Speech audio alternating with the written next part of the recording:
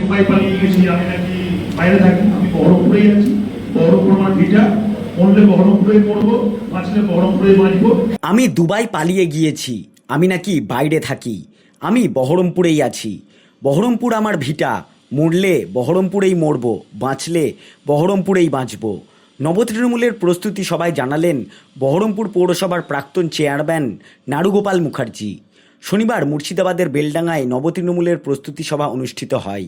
সভায় উপস্থিত ছিলেন অপূর্ব সরকার, নারুগোপাল মুখার্জি, রিয়াত হোসেন, নিয়ামত শেখ সহ দলের বিভিন্ন স্তরের নেতৃবৃন্দ ও কর্মীবৃন্দ। সভায় আগামী দিনের সাংগঠনিক কর্মসূচি, জনসংযোগ বৃদ্ধি এবং দলকে আরও শক্তিশালী করার লক্ষ্যে বিস্তারিত আলোচনা করা হয়। উপস্থিত নেতৃবৃন্দ কর্মীদের ঐক্যবদ্ধভাবে মানুষের পাশে থেকে কাজ করার আহ্বান জানান। আজকে সবাই যখন আমরা একসঙ্গে পার্টিটা তৃণমূলটা করেছি, আমাদের দেখে সবাই হচ্ছে একে অপরকে দেখে ভোট দিয়েছে, মানে আপনাকে দেখে দুজন, আমাকে দেখে দুজন, এভাবে ভোট দিয়েছে।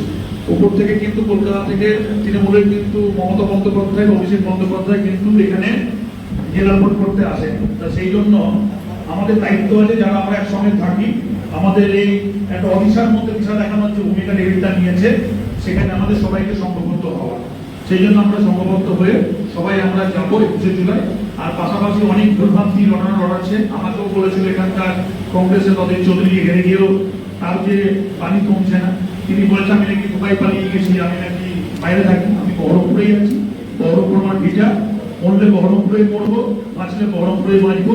সেই জন্য মুর্শিদাবাদের হচ্ছে সবাই ক্ষেত্রে আমাদের যেটা বক্তব্য, যে এখানে সবাই আমরা কিন্তু আমাদের কিন্তু কলকাতা থেকে কোনো তৃণমূলের বড় নেতা বাজাতে আসেনি। এই বিদ্যা বাঁচিয়েছে, নিরাপত্তা বাঁচিয়েছে, যার যার এলাকায় শেষে হাসান লেগে থেকেছে।